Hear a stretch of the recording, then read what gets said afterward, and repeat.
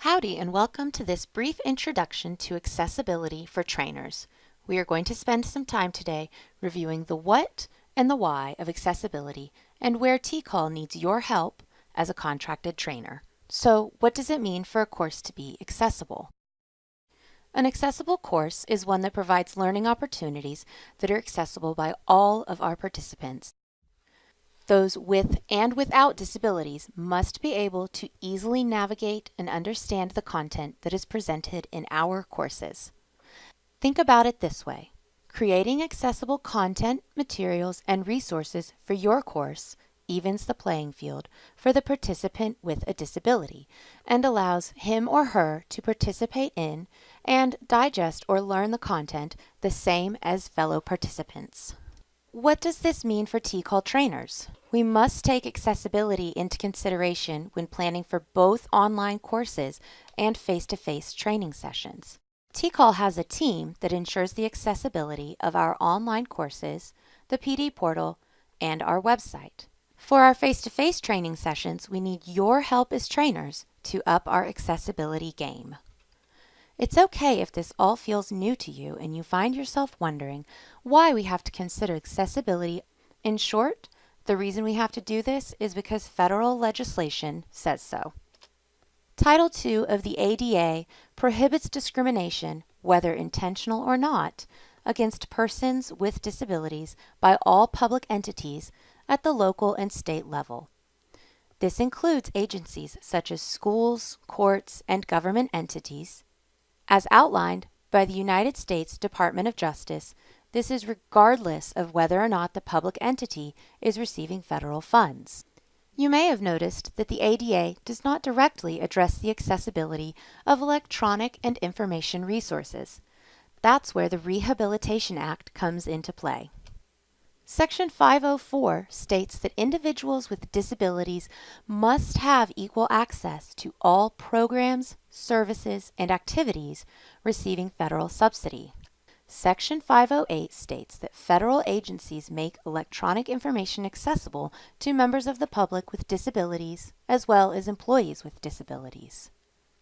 Hold on. TCAL's funding comes from the Texas Workforce Commission, which is a state agency. If the requirements for ADA 504 and 508 pertain to federal funding, being a government agency or higher education institute, does this even apply to us? The answer is a resounding yes. Let's break this down a little bit. The funding that we receive from TWC are actually federal funds.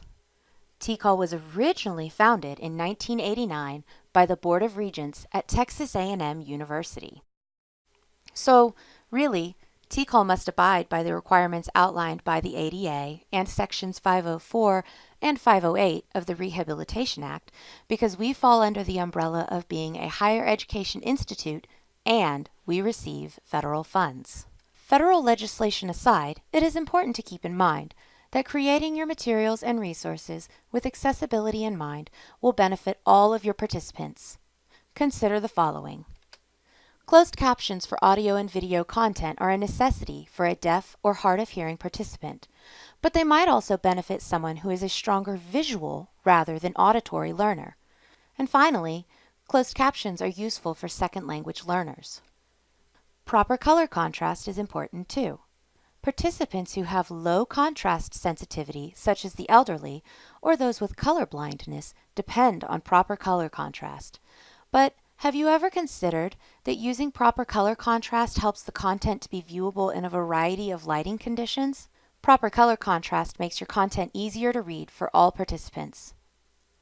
Using heading levels in a Microsoft Word document makes it possible for a blind or low vision participant to use a screen reader to skim the document and jump from heading to heading.